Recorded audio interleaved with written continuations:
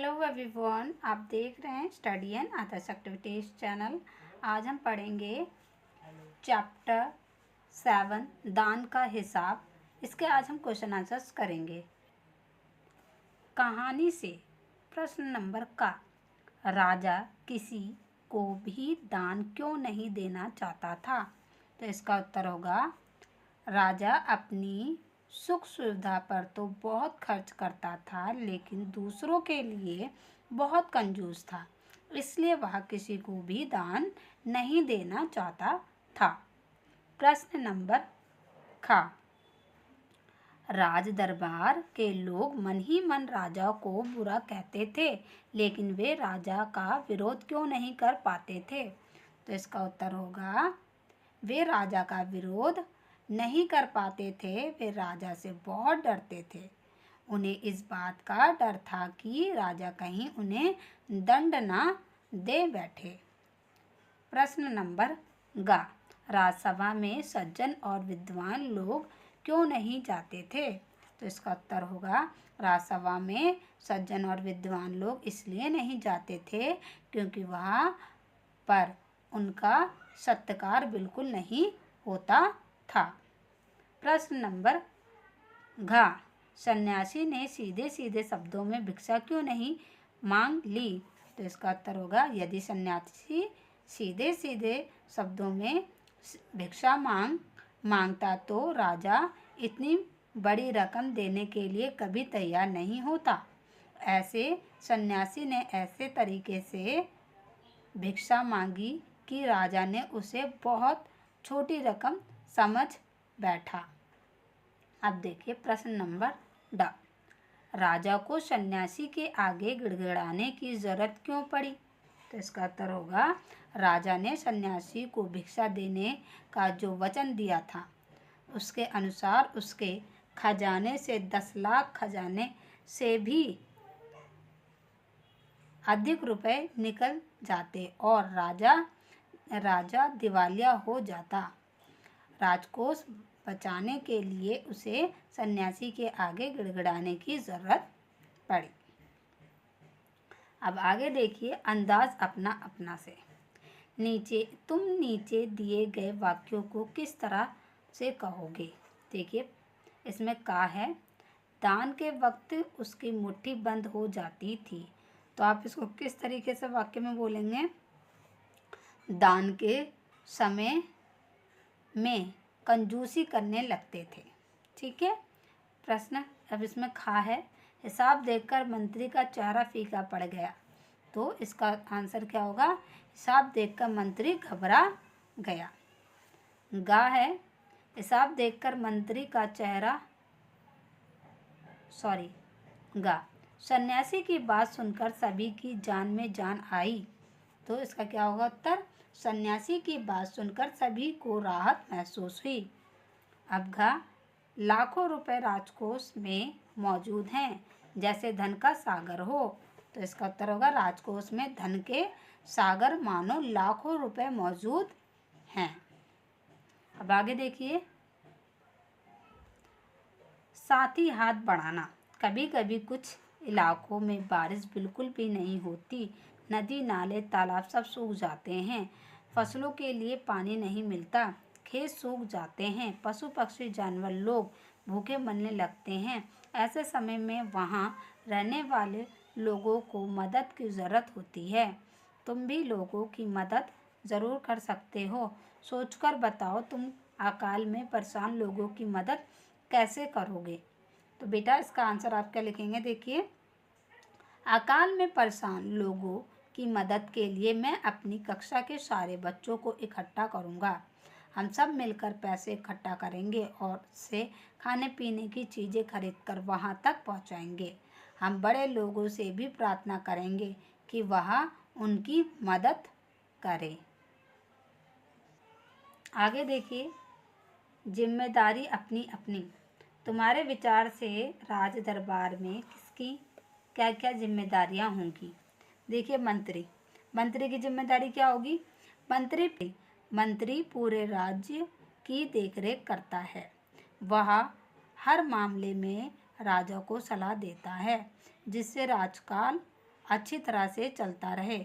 उसी की सलाह से राजा दूसरे कर्मचारियों को नियुक्त करता है। अब देखिए भंडारी का काम क्या है। भंडारी राजा के खजाने की देखरेख करता है। वह राजकोष का सारा हिसाब किताब रखता है। राजा के आदेश पर वह लेन देन करता है। अब आगे देखिए कर्ण जैसा दानी। सभी ने कहा हमारे महाराजा कर्ण जैसे ही दानी हैं। पता करो कि का है कर्ण कौन थे। तो आप इसका उत्तर लिखेंगे कर्ण कुंती के सबसे बड़े पुत्र थे। वे बहुत दानी थे। अब है प्रश्न खा कर्ण जैसी दानी का क्या मतलब है। तो इसका उत्तर होगा कर्ण जैसे दानी का मतलब है अपना सब कुछ दान में दे देने वाला बहुत दानी। प्रश्न गा दान क्या होता है।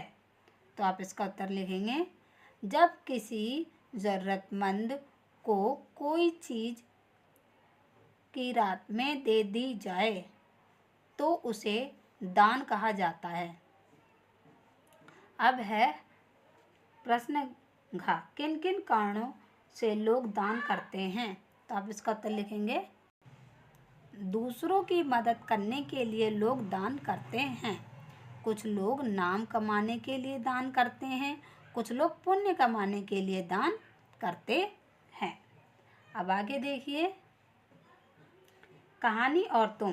प्रश्न का राजा राजकोष के धन का उपयोग किन किन कामों में करता था। देखिए यहाँ पे तुम्हारे घर में जो पैसा आता है वह कहाँ कहाँ खर्च होता है पता करके लिखो। तो आप इसमें अपने घर में पता करेंगे, ठीक है।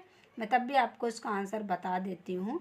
इसका आंसर लिखेंगे राजा राजकोष के धन का उपयोग सुगंधित वस्त्रों मनोरंजन और महल की सजावट में करता था। मेरे घर में जो पैसा था वह निम्न कार्यों में खर्च होता है। तो देखिए आप अपने घर का क्या लिखेंगे खाने पीने का सामान खरीदने में सभी को पता है। कपड़े खरीदने में बिजली का बिल भरने में सभी को पता है ना। टेलीफोन का बिल बहुत ज़्यादा करा जाता है ये भरने में। हमारी पढ़ाई लिखाई में जाता है। सभी के घर में बच्चे पढ़ने वाले होते हैं। इधर उधर आने जाने में पूजा पाठ में दवाइयाँ खरीदने में तो इन सब चीज़ों में खर्च होता है। ये कॉमन चीज़ें हैं जो हर किसी के घर में होती हैं। अब देखिए प्रश्न खा अकाल के समय लोग राजा से कौन कौन से काम करवाना चाहते थे। इसमें देखिए प्रश्न है तुम अपने स्कूल या इलाके में क्या क्या काम करवाना चाहते हो। तो आप इसका उत्तर लिखेंगे लोग चाहते थे कि अकाल के समय राजा राजकोष से 10,000 रुपये दे दे जिससे वह लोग दूसरे देशों से अनाज खरीदकर अपनी जान बचा सकें। मैं चाहता हूँ कि पार्क में अच्छे अच्छे फूल पौधे लगाए जाए वह खेलने के लिए झूले आदि भी लगाए जाए। तो आपको जो पसंद है आप वो भी लिख सकते हो इसमें आंसर। ओके कैसा राजा। प्रश्न का राजा किसी को दान देना चाहता पसंद नहीं करता था। तुम्हारे विचार से राजा सही था या गलत। अपने उत्तर का कारण भी बताओ। तो मेरा उत्तर होगा राजा गलत था क्योंकि मुसीबत के समय प्रजा की रक्षा करना राजा का कर्तव्य होता है।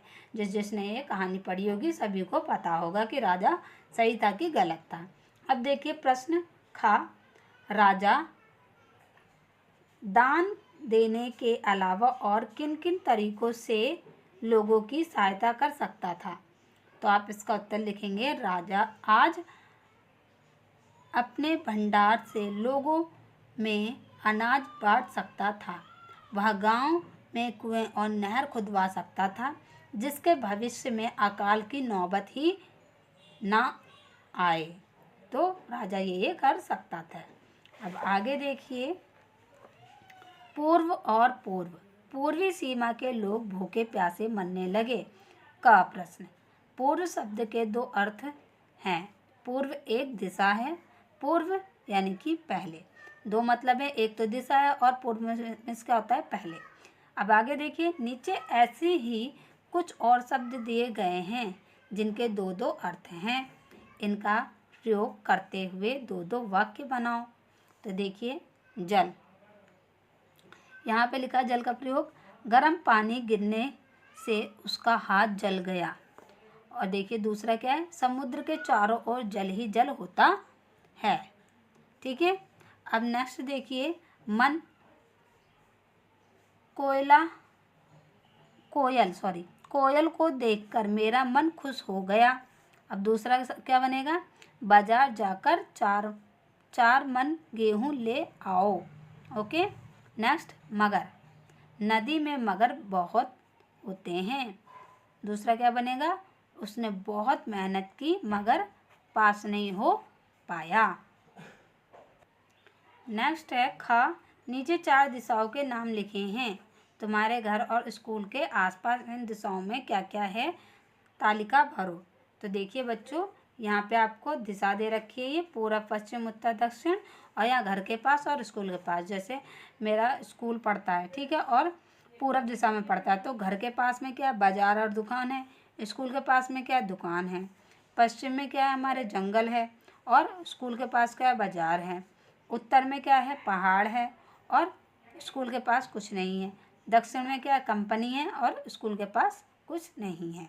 तो आप अपने अकॉर्डिंग इसको फिल कर लेंगे।